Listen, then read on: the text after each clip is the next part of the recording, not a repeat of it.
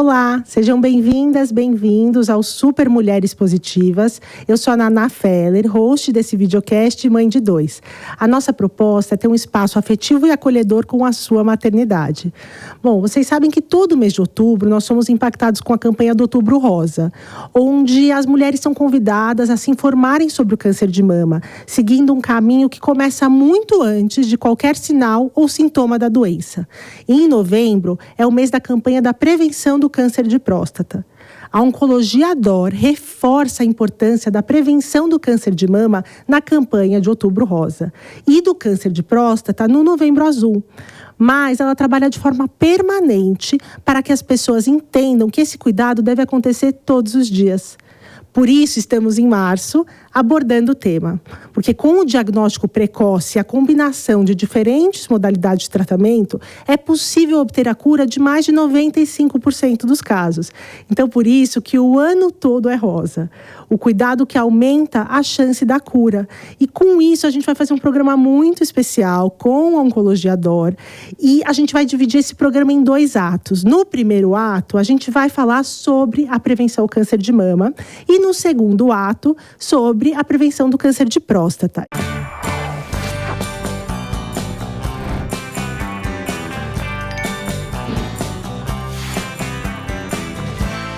E para conversar comigo sobre a prevenção do câncer de mama, eu tenho 2 convidadas, a doutora Laura Testa. Doutora, muito obrigada por estar aqui comigo hoje. Ai, obrigada, Naná. O prazer é todo meu de estar aqui. E a doutora Jordana Bessa. Obrigada, doutora Jordana, também por estar conosco. Obrigada, Naná. Obrigada pelo convite.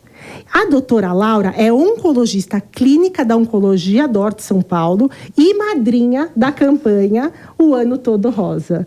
E a doutora Jordana é mastologista de Oncologia DOR de São Paulo. Então, a gente está aqui com uma equipe de peso para falar sobre esse tema sensível, porém necessário.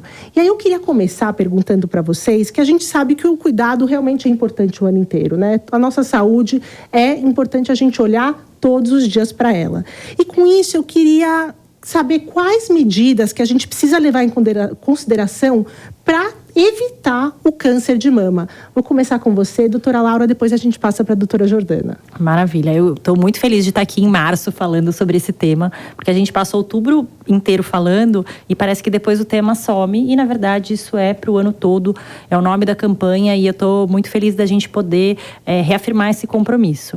Não escolhe o mês, não né, escolhe o mês, doutora? Exatamente. Então a gente tem, habitualmente no mês de outubro a gente fala muito sobre os exames de prevenção, acho que até não sei nem se esse é o nome, a Jordana pode falar mais dos exames também, que ela é mastologista, mas a pergunta que você fez para mim é muito importante, né?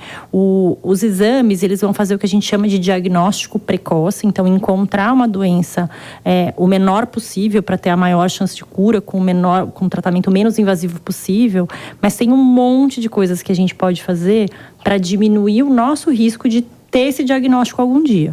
Então, eu vou ser, assim, um tanto repetitiva, porque eu acho que minhas pacientes que me encontram no consultório, ou qualquer pessoa, eu sempre vou falar que se tiver alguma coisa que a gente puder fazer pela nossa saúde, é atividade física. A gente tem, na atividade física, as pacientes que não... O sedentarismo é um fator de risco para um número enorme de doenças, inclusive câncer de mama. Então, a gente poder fazer atividade física, uma parte importante da nossa vida, é fundamental. Então, se eu fosse elencar uma coisa que as pessoas precisam começar a fazer ou continuar fazendo, seria atividade física. E aí a gente sempre pensa em atividade física, uma vez por semana já está feito. Tem alguma medida aí que a gente precisa pensar? Tem várias recomendações, inclusive especificamente para câncer tem uma diretriz de recomendação e a gente recomenda pelo menos 150 minutos por semana, de 150 a 300. Tá. Isso dá entre meia hora e 1 hora por dia, 5 vezes na semana. Tá bom. Então, eu sei que não é fácil e sempre um pouco é melhor do que nada. Então, para a pessoa que tá em casa e fala assim, poxa, a vida faz tanto tempo que eu não faço, ou, qualquer exercício é melhor do que não fazer. Então, ninguém vai começar correndo uma maratona do nada. Então, qualquer coisa é melhor do que nada. Mas, assim, se a gente puder ter alguma regularidade, é muito, muito importante. Tá. Doutora Jordana, você pode complementar essa informação que a doutora Laura nos deu? Continuando nessa linha da doutora Laura, que falou sobre o sedentarismo, exercício físico, tem um estudo muito interessante que saiu recentemente, é um estudo populacional finlandês, em que eles identificaram que a combinação de sobrepeso e álcool, essa combinação está sendo responsável por aproximadamente 10% dos casos de câncer. Não só mama, mas tumores em geral. Uau! Então, a gente já sabe que cigarro é um fator de risco importante, responsável por aproximadamente 10% dos casos de câncer. E a combinação sobrepeso e álcool também tem sido responsável por aí 10% a mais. Não existe uma quantidade segura de álcool, não existe essa recomendação de qual seria uma quantidade segura de álcool. Não sei se a Laura tem alguma outra informação. A gente não tem, é isso que a Jordana falou assim, não tem uma dose recomendada, mas eu acho que assim, para a gente trazer em números, a gente tem que uma quantidade que, num estudo também populacional, foi avaliar a ingestão de álcool e especificamente o risco de câncer de mama. Uma dose que nesse estudo foi considerada moderada foi 4 doses na semana. Tá. E dose, assim, eu sei a dose de vinho, que é 150 ml, mas... É o que nos importa. Uma dose de vinho. Uma dose de 150 ml, 4 doses de álcool na semana, aumenta 7% o risco de câncer de mama. Então, assim, é algo que a magnitude, eu acho que a gente fala pouquíssimo de álcool nos nossos, em todas as campanhas que a gente faz, a gente bate sempre nessa tecla, né? Mas é muito importante. A outra coisa é que quanto mais jovem a mulher, então no momento que as mamas estão se formando, as meninas estão passando pela puberdade, é o momento em que a mama está mais suscetível aos diversos agentes carcinogênicos. Então, cuidar muito das nossas meninas, das adolescentes, para terem a vida mais saudável possível, inclusive ficando longe de álcool. E aí, entrando um pouquinho na questão hormonal, né? A gente já ouviu sobre pílula, sobre anticoncepcionais. Qual é a influência disso na questão do câncer de mama? Então, os fatores de risco, né? Esses fatores de risco que a gente está comentando, eles podem estar sendo responsáveis por mais ou menos 25% dos casos. Em 25% dos casos de câncer, a gente consegue identificar, não vou dizer uma causa, porque o câncer é multifatorial, mas a gente consegue identificar que houve ali algumas exposições de risco. Tá. A principal causa de câncer de mama, se a gente for falar a principal causa de câncer de mama, é o próprio envelhecimento desses ductos mamários. Então, na verdade, essa é a principal causa e é por isso que o câncer de mama costuma surgir após uma certa idade, 35, 40 anos, com pico ao redor dos 60, 65, porque a principal causa realmente é o próprio envelhecimento dos ductos. E isso você já responde quando a gente precisa começar a ficar atenta, mais atenta, né? Esses fatores de risco, eles vão aumentar esse risco, diminuir, antecipar alguma coisa que já iria acontecer, mas ainda assim a principal causa é o próprio envelhecimento dos ductos mamários. Por isso que, na verdade, a gente tem que sim tomar atitudes para evitar o câncer, mas muitas vezes isso não acontece. Muitas pacientes nossas não tinham história familiar e não tinham nenhum fator de risco identificável. Tá. Agora, você me perguntou da pílula. A pílula aumenta esse risco? Eu não posso dizer que não, né? A pílula, o anticoncepcional, ele está classificado, né? Não quero aqui fazer um alarde, mas ele está classificado pelo IARC, que é a International Agency of Research in Cancer. Ele está classificado como uma substância carcinogênica. Então, o que acontece? Ainda assim, a principal causa é o envelhecimento dos ductos, porém, os anticoncepcionais, eles vão causar um aumento do número de casos de câncer de mama. Não vai chegar a ser um aumento super expressivo, dependendo da idade da mulher. As pílulas têm um público-alvo de mulheres jovens e na idade jovem a incidência do câncer de mama é menor. Então, a gente acaba não tendo uma grande repercussão. Mas não é uma contraindicação em bula, mas eu recomendo bastante critério no uso do anticoncepcional. Não existe ser a favor ou ser contra. Eu acho que a gente só tem que ter critério, não dá para ir na farmácia e comprar sem ter orientação médica. né? A gente sabe que pode sim aumentar o número de casos, não é a principal causa, mas principalmente naquelas mulheres que já têm um alto risco ou que já estão acima de 40 anos, por exemplo, eu recomendo muito critério nesse uso. E, doutora Jordana, é interessante você comentar isso. Depois que eu tive meu segundo filho, minha segunda filha, e eu decidi realmente que a gente não ia ter mais filhos, eu e meu marido, a gente teve uma conversa nesse sentido. E aí eu falei, olha, eu não gostaria de novo tomar hormônio, colocar, porque por muito tempo eu que tomei hormônio, né? Eu que coloquei o DIU. E aí, juntos, nós optamos por ele fazer a vasectomia. E esse programa, eu tenho feito esse convite para conversas entre casais e os médicos, né? Para as possibilidades que nós temos. E essa é uma das possibilidades para quem decide por uma família que realmente opta, olha, realmente não queremos mais ter filhos. Então, acho que pode ser uma das saídas, né? Principalmente após, né, como a gente estava falando, como a principal causa de câncer de mama é esse envelhecimento dos ductos e todas nós mulheres temos risco, né? Ter 2 peitos é fator de risco para câncer de mama, independente de qualquer outra coisa. Então, existem métodos não hormonais que devem ser considerados em mulheres de alto risco e as nossas pacientes que já tiveram câncer de mama, elas não podem usar nenhum método hormonal. Então, assim, a gente acha, né? Eu tenho essa percepção de que, às vezes, a contracepção, a indústria de anticoncepcionais acaba focando muita energia na mulher. Né? A gente não vê aí chegando no mercado métodos masculinos, apesar de a gente saber que existiriam certas tecnologias que poderiam chegar, mas elas não chegam. Ainda não chegaram. Mas eu acho que é muito isso que a Jordana falou, da gente...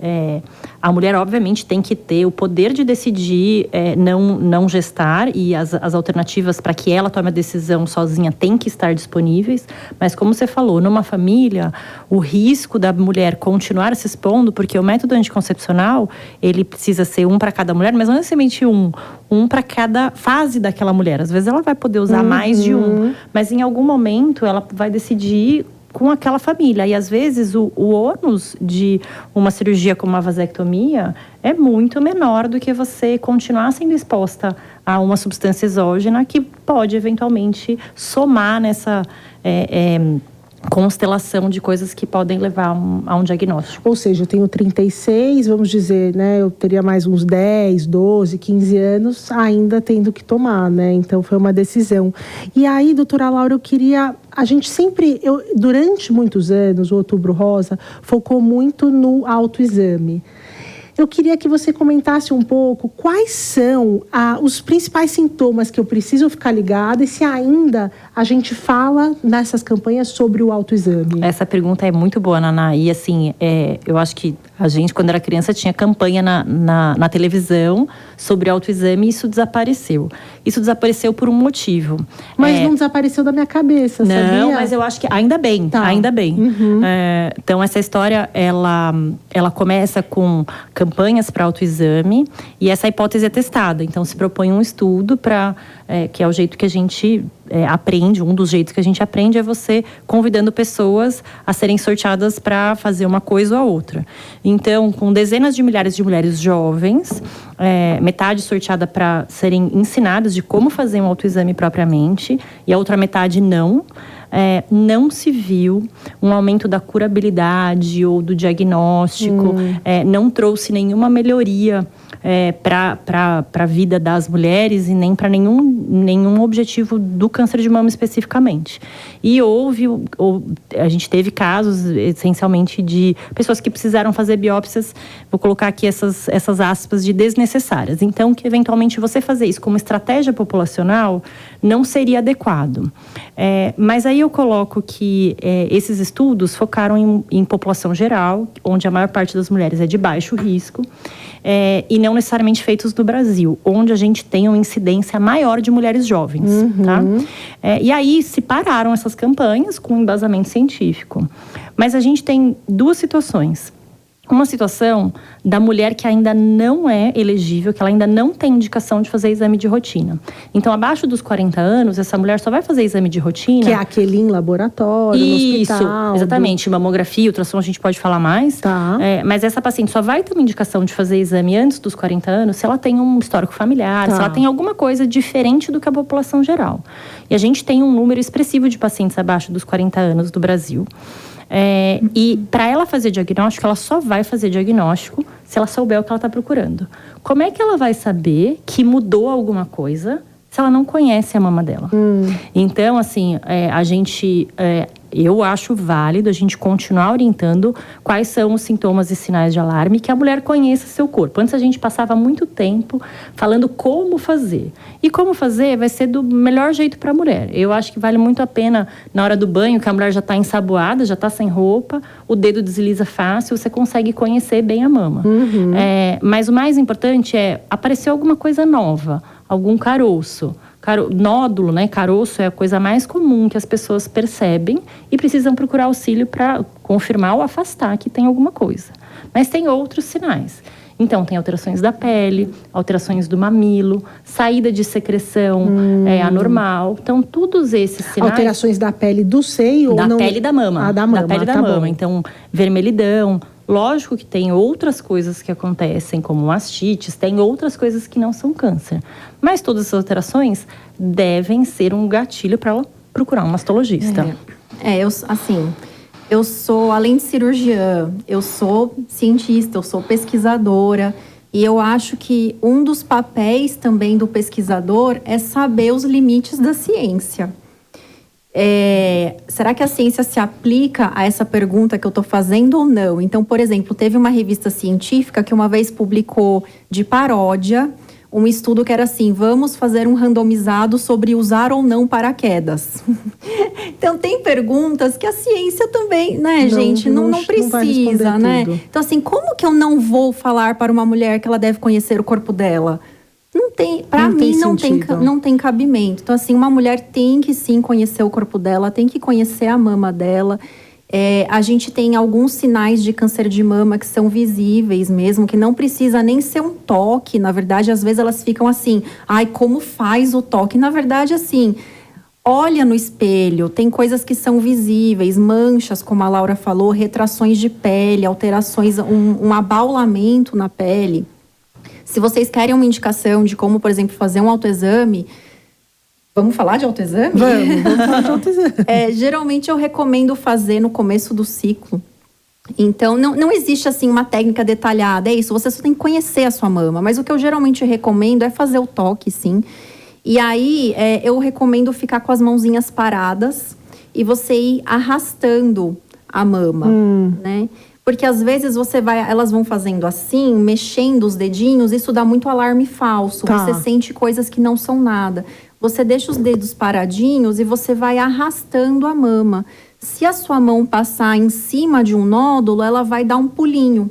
Então, você vai sentir a mão dar um pulinho. Geralmente é assim que eu oriento.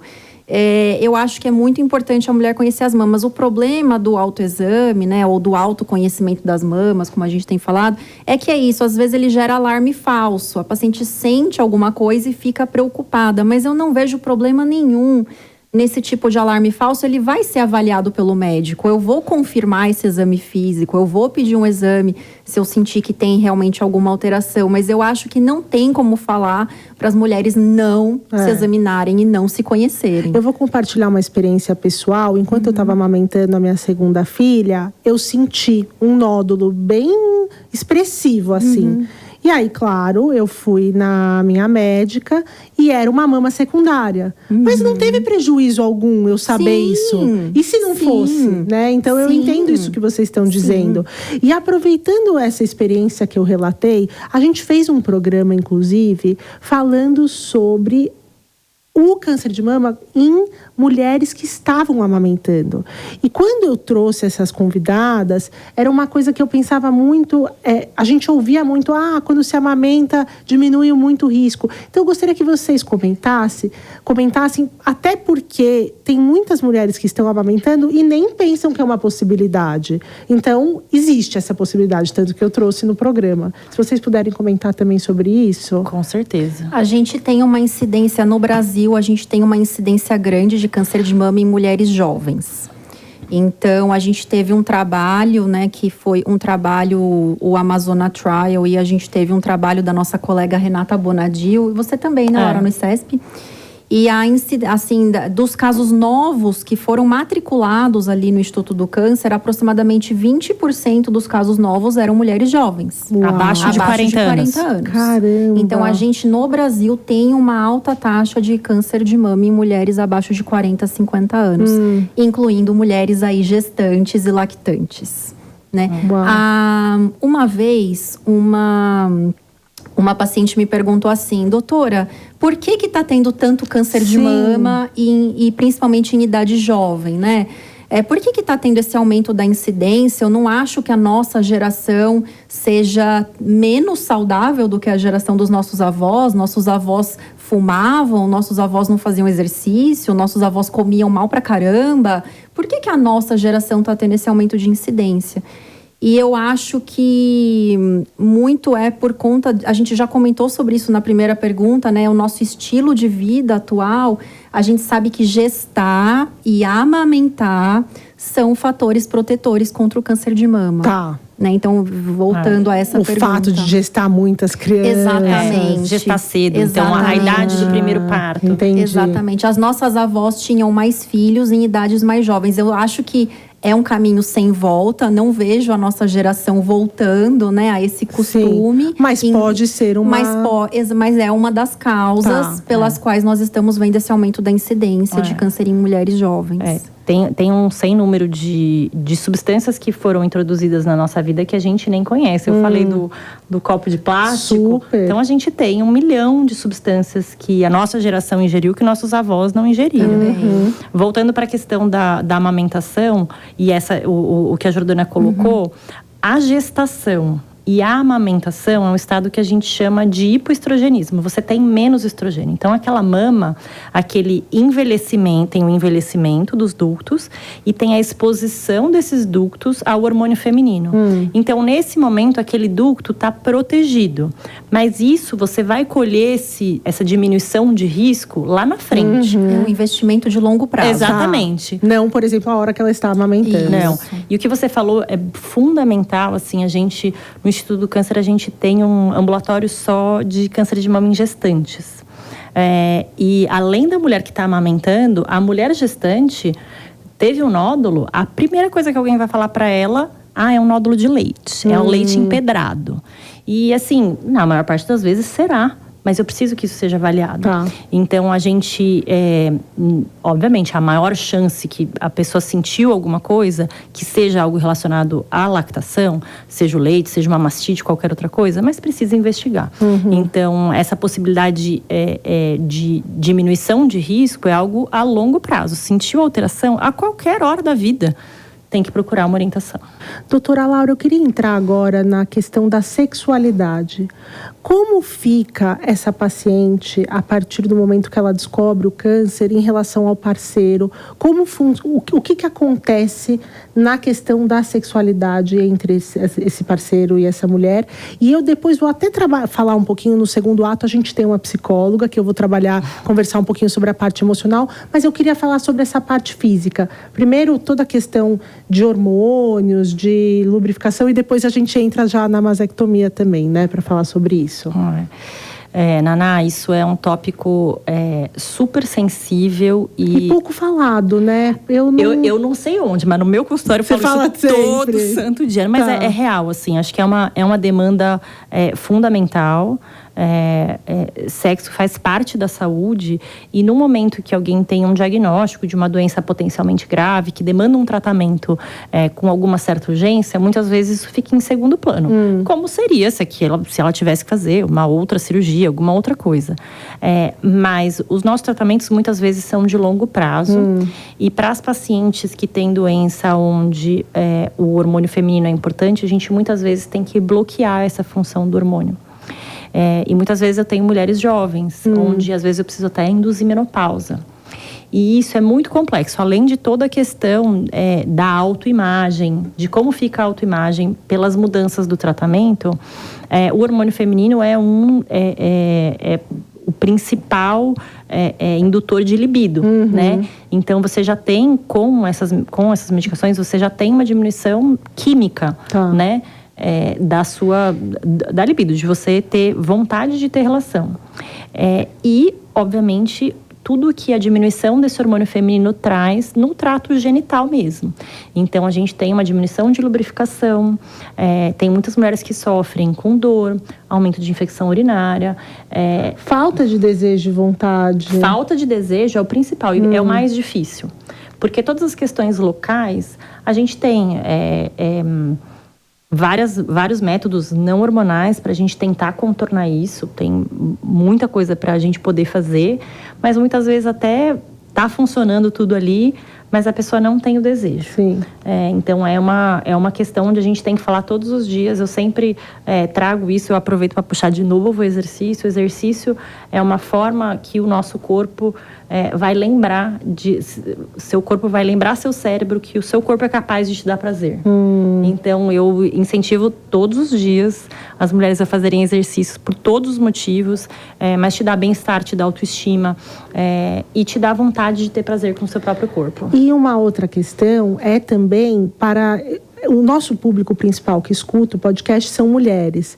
Mas, enfim, se você tem uma parceira que está passando por esse processo, ou se você conhece um parceiro que tem uma parceira que está passando, encaminhar essa conversa para essas pessoas que estão acompanhando também saberem dessa questão, né? Não é algo específico daquela pessoa, e sim é geral. Eu muitas vezes as mulheres, na parte do acompanhamento, que é justamente quando essas questões surgem de forma mais importante, às vezes a mulher vem na consulta sozinha, angustiada para conversar.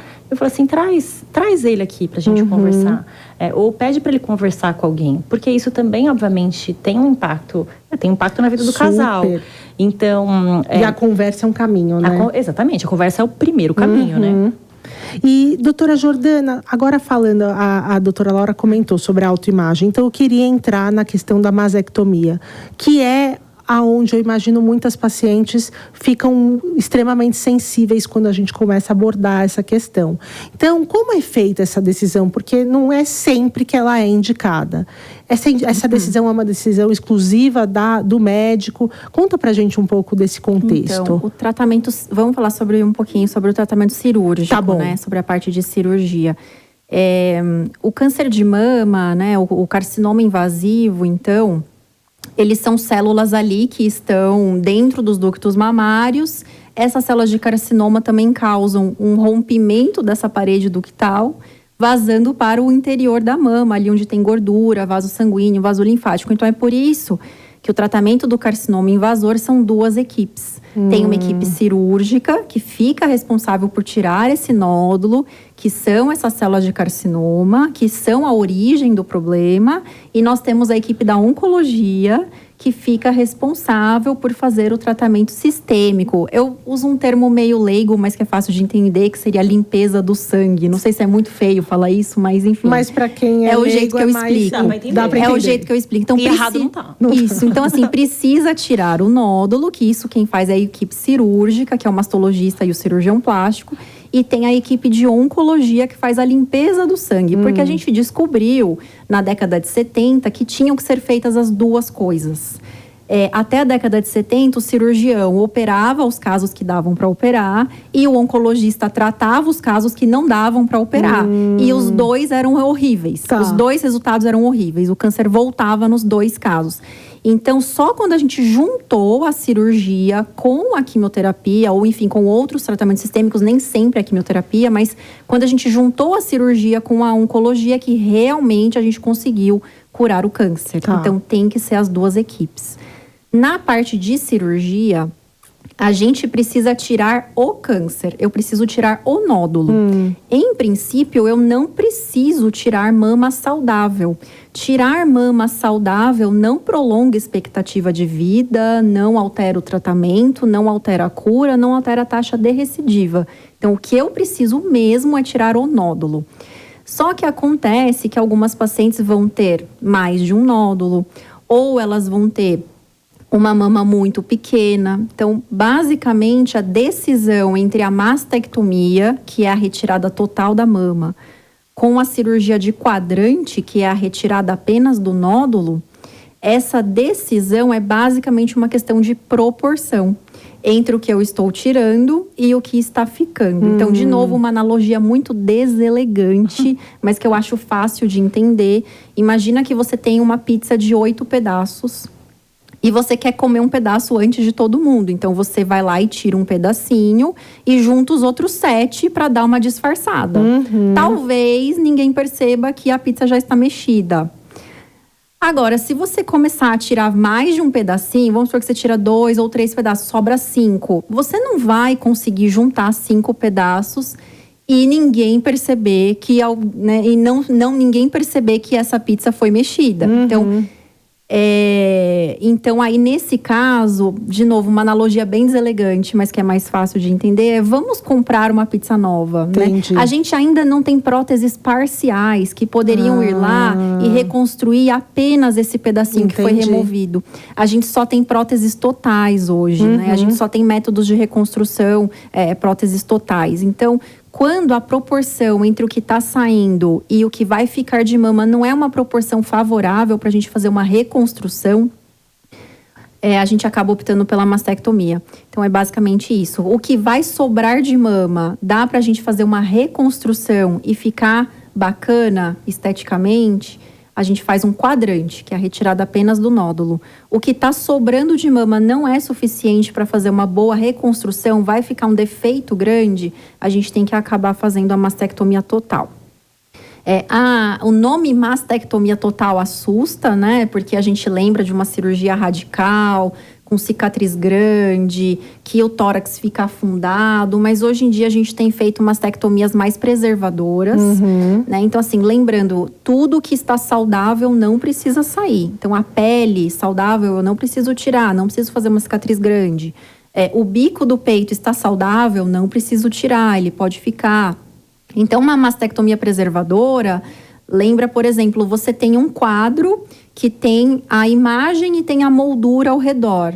Você vai tirar apenas a imagem, mas você vai preservar a moldura. Então, fica a pele, fica o bico, fica a gordura que está em volta da mama, mas aquele núcleo onde estão os ductos mamários que é removido e substituído pela reconstrução. Toda reconstrução é com prótese? Nem sempre é com prótese. A gente tem outras formas de reconstrução que usam o tecido da própria paciente. Tem reconstruções com tecido abdominal, tem reconstruções com tecido das costas. Mas, enfim, a reconstrução vem para reconstruir esse núcleo onde estão os ductos. Nem sempre é possível fazer uma cirurgia preservadora. Claro que a gente também tem que tirar a doença, a gente também quer curar essa doença, mas tudo que não está doente eu não preciso remover. Entendi. E aí, para a gente caminhando para o nosso segundo ato, eu não queria encerrar a conversa com vocês antes de você, doutora Laura, colocar um pouquinho dos avanços mais recentes em relação a diagnóstico e tratamento do câncer de mama que a Oncologia DOR já possui. Eu acho que a oncologia é muito gratificante por muitos motivos. O principal é que eu falo assim, eu passo o dia ouvindo histórias de mulheres incríveis. Mas a outra coisa que, do ponto de vista da ciência, é muito apaixonante é ver o quanto as coisas evoluem muito rapidamente. Sim. Então, o que a gente faz hoje é muito diferente do que a gente fazia há 5 anos e há 10. Então, assim, é algo que muda muito e onde a tecnologia faz muita diferença. Então, se eu pudesse elencar uma coisa que eu acho que é radicalmente diferente na Oncologia DOR, especialmente em São Paulo, a gente tem os nossos aparelhos de radioterapia são, assim, muito superiores. Então, a gente tem as máquinas mais modernas que alguém poderia encontrar no Brasil, na América Latina. Tem máquinas que só tem na Oncologia D'Or em São Paulo. Então, obviamente, o time super capacitado. E radioterapia é uma coisa que faz muita diferença. A gente acabou nem falando de radioterapia, mas são tratamentos que sempre foram vistos com algo muito difícil de fazer, muito sofrido, e a tecnologia consegue entregar segurança sem esses efeitos colaterais. Então, acho que esse do ponto de vista de tecnologia, algo muito diferente.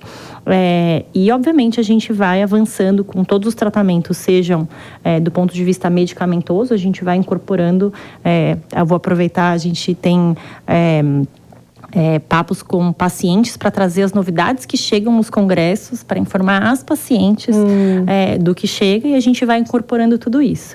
E acho que uma das coisas que a Oncologia D'Or tem de muito gratificante para a gente trabalhar é o acolhimento. Então, a gente tem todo um time que consegue acoplar toda a tecnologia, tudo que a gente tem de ponta, com alguém que está cuidando daquele indivíduo, então entendendo quais são as necessidades daquela pessoa.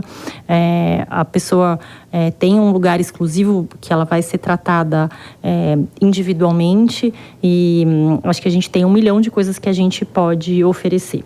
Eu acho que o acolhimento é como um todo, né? Não só na oncologia, porque eu falo isso, é um prazer, é uma honra ter a Rede D'Or como parceira nesse programa, porque o meu filho fez uma cirurgia recente em um dos hospitais da Rede D'Or. Eu tive minha filha também em um dos hospitais, na maternidade da Rede D'Or, e realmente eu fui muito acolhida. Nos 2 casos foram experiências muito boas, então é um prazer estar aqui falando sobre um tema tão importante. Eu tenho pessoas no meu círculo pessoal que passaram pelo tratamento de câncer de mama, então é algo que não está tão distante, por isso que é tão importante a gente falar sobre isso o ano todo. Eu vou deixar aqui embaixo, antes da gente partir para o segundo ato, a tarja com o QR Code da campanha O Ano Todo Rosa. O site da campanha é ótimo, porque tem todas as informações, muita coisa que a gente conversou aqui.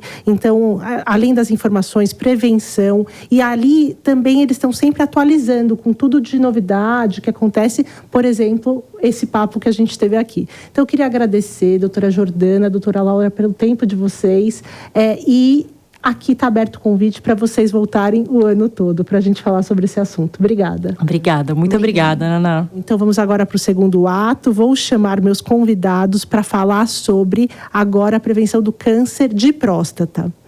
Dr. Guilherme Fialho, que é oncologista clínico da Oncologia D'Or de São Paulo, e a doutora Débora Genesini, psicóloga da Oncologia D'Or de São Paulo. Sejam bem-vindos, doutora Débora, doutor Guilherme. Muito obrigado pelo convite, Naná. Obrigada por estar aqui. É um prazer estar aqui falando sobre um tema tão relevante, Naná. Doutora Débora, a gente conversou no primeiro ato um pouquinho sobre o câncer de mama. E como a gente não tinha uma psicóloga na mesa, eu já vou começar com você, porque tem a ver com qualquer paciente oncológico. Eu gostaria de falar sobre a questão da sexualidade que a gente abordou na questão física no primeiro ato, né? Todas as alterações hormonais e como isso provoca. Eu queria falar um pouquinho sobre as questões emocionais desses pacientes na relação entre o parceiro e a parceira, enfim. Eu queria que você trouxesse um pouco sobre como você aborda isso com os seus pacientes, os seus que estão passando por isso. Bom, acho que vale começar falando que o diagnóstico de uma doença oncológica, infelizmente, ainda é vista como um tabu. Né? Câncer, falar sobre essa palavra ainda assusta muito. E quando a pessoa tem o diagnóstico, é como se a vida toda, né, fosse imediatamente comprometida, como se a pessoa virasse uma prisioneira da doença e deixasse de ser o sujeito da própria vida. E aí, as questões, como foi falado sobre a sexualidade, as questões do dia a dia, às vezes ficam em segundo plano. É como se a potência de vida fosse minada pela doença. E isso nem sempre acontece. É claro que é muito desafiador passar por um tratamento que às vezes vem seguido de sintomas, de mudança de imagem corporal, que é muito difícil, que a pessoa passa a não se reconhecer, a ter saudade da vida de antes. Mas é possível ter qualidade de vida e potência de vida apesar do tratamento, apesar da doença. E olhar para essa parte emocional traz, então, caminhos possíveis, a partir daí. A sexualidade, muitas vezes, é colocada em último plano, né? Tanto para alguns profissionais, que às vezes não abordam, né? Como para os próprios pacientes, né? E para o casal. É como se, assim, isso, então, vai ficar esquecido na vida conjugal, ou nem sempre as pessoas são casadas, né? Pode ser uma pessoa solteira, mas que tem a vida sexual ativa. E como a doutora Laura disse, né? Sexo é vida, é importante falar sobre isso. Então, acho que cabe os profissionais puxarem isso e naturalizarem essas questões. Que o corpo continua potente apesar da doença, que existem às vezes outras formas de conexão e de prazer. Isso precisa ser colocado na mesa, porque a pessoa já fica tão fragilizada e tão vulnerável, e muitas fontes de prazer são diminuídas. Sim. Então precisa mudar às vezes um padrão alimentar, o próprio tratamento às vezes traz uma alteração no paladar e no apetite. Gostava de beber sempre, agora talvez não possa beber tanto álcool. Então, as fontes de prazer são, né, ceifadas da vida da pessoa. E essa fonte de prazer, que é muito importante, ela precisa ser dita, né? Às vezes o homem tem medo de machucar a mulher durante o tratamento. Às vezes a própria mulher, quando o tratamento, que vai ser o tema que a gente vai falar aqui, né, um tratamento do homem no câncer de próstata, isso também fica muito comprometido. Mas existem outras formas. O não dito é que gera mais estigma e mais sofrimento. Por isso é importante a gente falar sobre, e é tão importante o papel de uma psicóloga durante o tratamento. Doutor Guilherme, e falando sobre a probabilidade do homem, ao longo da sua vida, desenvolver o câncer de próstata. Além dessa probabilidade, também a que idade que é um momento que esse homem precisa ficar mais atento a isso? Perfeito, Naná. É bem fácil a gente fazer um paralelo do câncer de próstata com o câncer de mama, né, na mulher. Então, o câncer de próstata é o câncer mais comum nos homens, com exceção dos tumores de pele e no melanoma. E a gente estima que a probabilidade de um homem ter câncer de próstata ao longo da sua vida é de 1 para cada 6 a 8 homens. Então, é uma doença muito mais frequente do que do que as pessoas imaginam, né?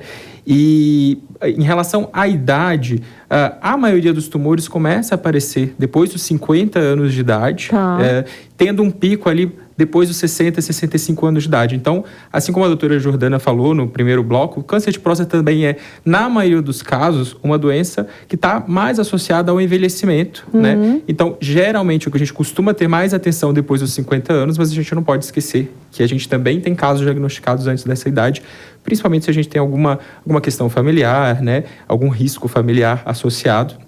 Mas basicamente aí nesses indivíduos depois dos 50, 60 anos de idade. E doutor Guilherme, vocês têm percebido, como foi falado no primeiro bloco, que pacientes mais jovens, mas eu até fiquei assustada com o número, elas falaram em 20%.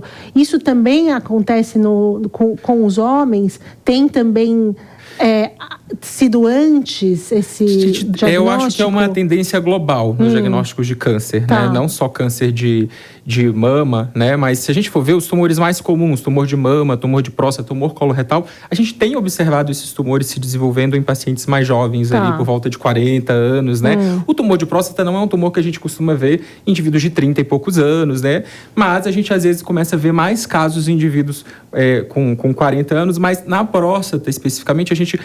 geralmente, quando a gente vê um indivíduo com 40 e poucos anos com um diagnóstico de câncer de próstata, a gente sempre tem que se alertar, né? Pesquisar histórico familiar daquela família, ver se tem irmãos, parentes de primeiro grau, não só com câncer de próstata também, mas câncer de mama. A gente sabe que famílias que têm tumor de mama, tumor de ovário e tumores de próstata, pâncreas na família, são famílias que a gente tem que ter um olhar mais específico, porque pode ter alguma alteração que está predispondo ao aparecimento desse câncer em idades mais precoces. Mas, tentando responder de uma forma mais objetiva, acho que a gente está vendo uma tendência a isso como uma forma de tumores em geral, da gente começar a ver isso numa idade mais precoce. E o paciente que passa por um tratamento de câncer de próstata, primeiro eu queria que você comentasse como é esse tratamento. A gente explicou aqui um pouco do câncer de mama, então comentasse sobre isso. E aí existe uma forma de preservar a fertilidade desse paciente? Então, o tratamento do câncer de próstata vai depender muito do cenário que a gente está falando. Tá. Né? Da mesma forma como o câncer de mama e outros tumores, né? Felizmente, a maioria desses pacientes são diagnosticados com doença localizada. Né? E aí a importância da gente ter essa rotina de procurar um médico, conversar com o seu médico de confiança, seja ele um urologista ou não, sobre formas de poder tentar diagnosticar isso de uma forma mais precoce, né? E felizmente, como grande parte dos casos é diagnosticada precocemente, a gente vai ter desde doenças muito indolentes, doenças que vão demorar a se desenvolver, até doenças um pouco mais agressivas. E a modalidade de tratamento que a gente vai escolher vai depender dessas características, né, do tumor e características do paciente. Então, a gente tem tumores de próstata, que são tumores diagnosticados incidentalmente, seja por rastreio de PSA, por exemplo, que é um exame de sangue que a gente faz comumente. A gente tem tumores de próstata, que são tumores bem iniciais, tumores pequenos, localizados só na próstata, tumores de baixo grau, com esse nível de PSA mais baixo. Inclusive, hoje a gente sabe que é seguro para esses tumores de muito baixo risco, às vezes fazer o que a gente chama de vigilância ativa. Eu não necessariamente preciso instituir de forma imediata algum tratamento radical, porque a gente sabe que tem uma parcela de pacientes com tumor de próstata, esses bem de baixo risco, lembrando que eu estou falando de um subgrupo bem selecionado, que provavelmente, principalmente se esse diagnóstico é feito numa idade mais avançada, de 70, 80 anos, às vezes esse tumor não vai trazer muito impacto para o paciente. Então, existe desde o que a gente chama de vigilância ativa, desde que isso seja acompanhado por profissionais de perto, mas aqueles tumores em que a gente vê uma necessidade de fazer um tratamento, né?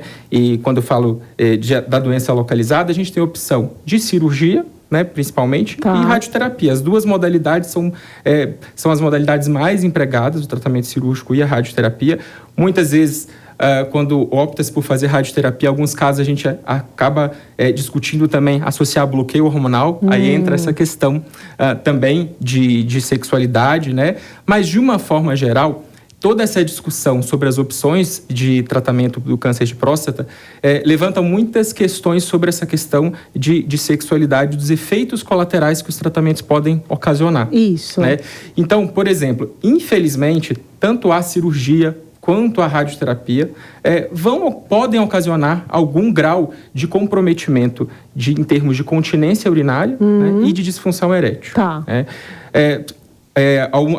A cirurgia talvez um pouco mais de disfunção erétil e incontinência urinária, mas a radioterapia também pode dar isso em algum grau, né? Mas o importante é que, na maioria das vezes, né, se a gente está falando de uma doença muito inicial, por exemplo, se eu diagnostico essa doença numa fase inicial, às vezes eu consigo dar uma cirurgia com técnicas mais avançadas, empregar um método cirúrgico com técnicas mais avançadas, que eu consiga, por exemplo, tentar preservar os nervos responsáveis pela ereção. Entendi. Né? Às vezes, se é um tumor mais agressivo, a gente não consegue fazer isso, né? Porém, é importante que os pacientes saibam, né, que muitas das vezes essa questão da disfunção erétil, da incontinência urinária, seja após uma cirurgia ou uma radioterapia, costuma ser algo transitório. Isso vai depender muito de como era já a função basal do paciente, e aí isso também está atrelado à idade. A gente sabe que um paciente mais idoso provavelmente já vai ter uma função sexual um pouco mais afetada, Sim. né? Das técnicas empregadas, né?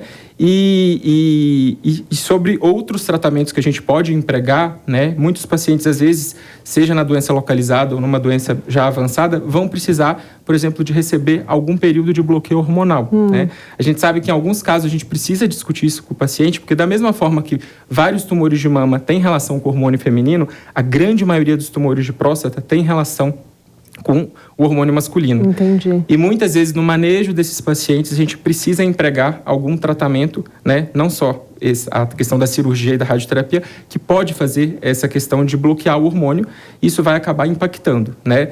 Felizmente, nos casos de doença localizada, quando a gente precisa, por exemplo, empregar o bloqueio hormonal, isso é por um período que a gente tenta fazer o período mais curto possível, né? E tendo um acompanhamento com o urologista, né, geralmente a gente sabe que existem medicamentos que a gente pode fazer para tentar recuperar isso mais rápido, né?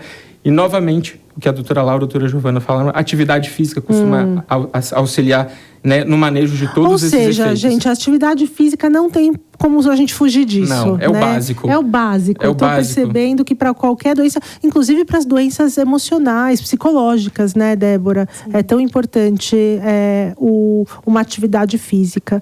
E aí, a gente sabe que para o homem é extremamente delicado este diagnóstico. Como é feito esse acolhimento? Como vocês recebem esse homem que vai começar um tratamento? Como é feito da melhor forma possível essa comunicação e esse acolhimento para esse paciente? O mundo ideal é uma equipe multiprofissional, na verdade, que atue de uma forma transdisciplinar, né, com todos os profissionais, enfermagem, médico, nutrição, psicologia e por aí vai, né, farmácia, clínica e todos os outros profissionais que possam contribuir. No primeiro momento, não é um prazer nos conhecer, né? Eu sempre falo isso para os pacientes. Sim. Né?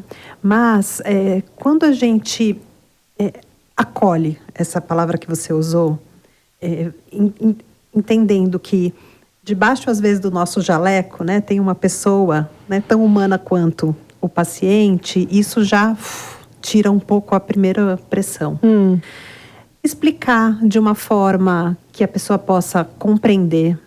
O universo da oncologia pode ser absolutamente desconhecida para aquela pessoa, para aquela família.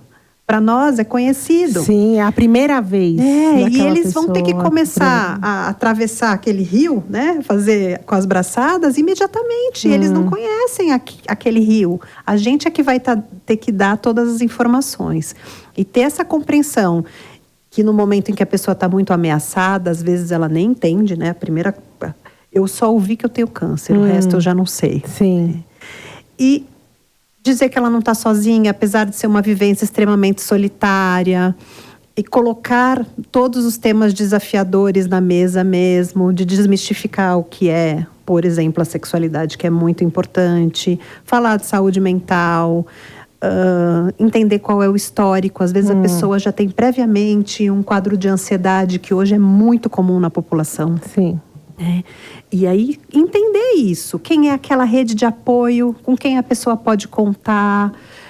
E eu acho que o acolhimento vai por aí. Primeiro, saber, a gente não cuida direito de quem a gente não conhece. Sim. Conhecer quem é aquela pessoa acima de tudo. Acho que começa por aí. E, doutor Guilherme, existem muitos mitos em volta do câncer, né? Não só do câncer de próstata, mas sempre tem esses mitos. Eu acho que é uma boa oportunidade para esclarecer os mitos e fatos sobre o que está em volta do câncer de próstata. Sim, você falou muito bem. Acho que a gente tem muito mito e acho que é um dos nossos papéis aqui é tentar esclarecer um pouquinho, né? Então, acho que o que quase todos os pacientes perguntam, né? E às vezes pacientes que não têm um diagnóstico de câncer de próstata, estão naquela investigação, né? Será que todo tratamento vai dar impotência, todo tratamento vai dar disfunção erétil, né? Isso eu costumo falar que depende, né? Foi o que eu abordei naquele primeiro tópico. Sim. E depende, né? Todos os tratamentos podem acabar evoluindo com algum grau de disfunção, mas isso costuma ser algo transitório. Se você tem um profissional que está acompanhando em conjunto, né? Você vai conseguir conversar sobre isso e tentar buscar formas de atenuar, né? E saber que às vezes isso tudo é temporário. Eu acho que isso é muito importante, né? Outro mito muito comum, né? Quando envolve câncer de próstata, é a questão do toque retal, né? Então, será que o toque retal... Isso parece que todo filme americano de comédia quer colocar essa cena, né? Exato. Então, acho que o toque retal, acho que a gente tem que falar de uma forma muito natural, que faz parte do exame físico, por exemplo, do urologista, né? A próstata está numa localização no homem, então a próstata é uma glândula que está localizada entre o reto e a bexiga, né? E aí, por dentro da próstata passa a uretra, que é o canal da urina, né? Então, por isso que muitas vezes, quando começa a ter sintomas relacionados à próstata, muitas vezes são sintomas para urinar, sintomas relacionados a essa questão do jato, da dificuldade de urinar. Mas, como a próstata está nessa localização, pelo exame físico, que é um método não invasivo, a melhor forma de fazer é pelo toque retal, né? Feito por um profissional experiente, é um exame tranquilo, é um exame que não é doloroso, não tem nenhuma relação com a sexualidade, e ele é importante, porque o PSA sozinho, às vezes, não consegue nos dar todas as informações. Por quê? E aí eu volto para outro mito. Toda alteração de PSA é igual a câncer. Não necessariamente. Então, né? Lembrando que o PSA é um exame de sangue que a gente faz, que mede uma proteína produzida pela próstata. Esse PSA ele pode alterar por tumores, mas também por condições benignas. Então, muitas das vezes, quando um homem mais idoso, depois dos 70, 80 anos, tem um PSA alterado, muitas vezes isso não é necessariamente por câncer.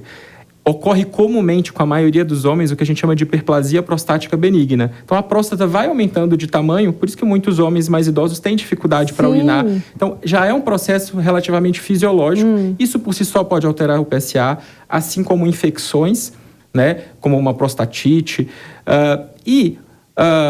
Alguns tumores de próstata também podem acontecer sem elevar tanto o PSA. Então, por isso que é importante também ter o toque retal como método complementar. Porque pelo toque, o urologista vai perceber se tem alguma nodularidade, um urologista experiente consegue ver se tem alguma massa, alguma coisa mais suspeita. Né? E a importância é de que esses exames sejam feitos num paciente assintomático, que é o mesmo racional que a gente fala na mama, dos empregos de método de rastreamento. Né? Então, são dois mitos muito frequentes, essa questão do PSA, a questão do toque retal, né, que a gente precisa realmente tentar desmistificar. Perfeito. E a doutora Débora comentou sobre a equipe multidisciplinar. E isso é algo da Oncologia DOR, né? Essa equipe multidisciplinar. Eu gostaria que você, doutor Guilherme, finalizasse contando sobre os avanços da tecnologia da Oncologia DOR para o tratamento do câncer de próstata. Perfeito, Naná. Então, eu acho que as coisas que a gente tem de mais relevante nos últimos anos, né, em várias áreas, eu acho que, sem dúvida, não poderia deixar de falar sobre as técnicas cirúrgicas mais modernas, menos invasivas, né? Então, a cirurgia robótica, a gente tem a cirurgia robótica disponíveis nos serviços da Oncologia DOR, né? O que é a cirurgia robótica, né? É uma técnica de prostatectomia, né, que é feita por vídeo e assistida por um robô. Qual que é a grande vantagem de fazer a cirurgia robótica comparado com a cirurgia aberta tradicional nos casos de câncer de próstata? Muito provavelmente pela questão de tempo cirúrgico, de recuperação pós-operatória, menor tempo de sangramento. Então, o paciente acaba se recuperando mais rápido, com menores chances de complicações. E acreditamos, alguns estudos já começam a mostrar que talvez já tenha algum impacto também em questão dos desfechos funcionais em relação à disfunção erétil e incontinência urinária, né? Então, os pacientes vêm muito, todo mundo que tem um diagnóstico de câncer de próstata vem muito pesquisar sobre a questão da cirurgia robótica, então é sempre importante trazer esse assunto com o urologista, né? E não só da parte cirúrgica, né? Como muitos pacientes vão precisar da radioterapia, não poderia deixar de falar, assim como a doutora Laura mencionou, a radioterapia é um tratamento muito empregado para os pacientes com câncer de próstata, seja aquele paciente que acabou de diagnosticar, que é uma das opções, ou o paciente que operou e às vezes teve uma recorrência, a radioterapia pode ser empregada, e na Oncologia DOR a gente realmente tem técnicas bem inovadoras, máquinas mais modernas que conseguem entregar doses mais efetivas de radiação, né, e tentando poupar aqueles tecidos vizinhos da dose, o que reduz os efeitos colaterais. Além disso, acho que uma coisa importante, a gente tem que lembrar que, infelizmente, alguns pacientes vão ter um diagnóstico já numa fase mais avançada, e aí a gente vai focar muito também em tratamento sistêmico. E hoje em dia, os grandes avanços do que a gente tenta focar é na oncologia de precisão. Isso não é diferente em câncer de mama, em câncer de próstata, isso é uma coisa que a gente tenta fazer na oncologia como um todo, né? Então, o nosso laboratório de patologia molecular também, do ano passado para cá, a gente conseguiu trazer tecnologias que antes a gente precisava mandar para fora do país para fazer análises de pesquisa de alterações específicas genéticas nos tumores, né? e que a gente consegue tentar achar alterações e guiar nosso tratamento por essas alterações. Então, acho que são as principais inovações que a gente consegue oferecer para os nossos pacientes. E acho que, como a Débora falou, né, acho que se a gente consegue fazer isso de uma forma integrada, né, tendo sempre todos os profissionais de equipe médica, equipe multidisciplinar, psicologia, nutrição, enfermagem, fisioterapia, a gente tenta fazer com que o paciente tenha uma jornada facilitada desde o diagnóstico até as suas fases de tratamento e acompanhamento. Obrigada, doutor Guilherme. Obrigada, doutora Débora. Como eu disse já no final do primeiro ato, é um prazer ter a Oncologia Dor conosco nesse episódio, falando sobre temas tão importantes que não deveriam ser só tratados em outubro e novembro. Então, por isso a gente está no começo do ano falando sobre isso. Eu gostaria de agradecer também que foi possível esse episódio por conta da Mariângela Luna, da Reddor, a Flávia Cavalcante da Rocha, a agência GPS, que também viabilizou esse encontro, e todos os médicos que estiveram aqui conosco, a Débora psicóloga, para esclarecer todas essas informações que são muito importantes. Então, eu espero que vocês tenham gostado. Agora, a gente coloca mais uma vez aqui na tela a tarja com a QR Code da campanha, que vai direto para o site da campanha do ano todo. E aí vocês podem encaminhar esse episódio para quem vocês quiserem, porque realmente tem informações extremamente relevantes. E assim, não deu vazão. Tem mais coisa para a gente falar, mas a gente vai dividindo, né? Porque não dá tempo, a gente tem que finalizar, infelizmente. Mas eu espero que vocês tenham gostado do episódio. E fiquem ligados que toda semana, às 19 horas, no YouTube da Jovem Pan Entretenimento, temos um novo episódio no ar, ou para você que escuta podcast no seu tocador de áudio favorito. Obrigada.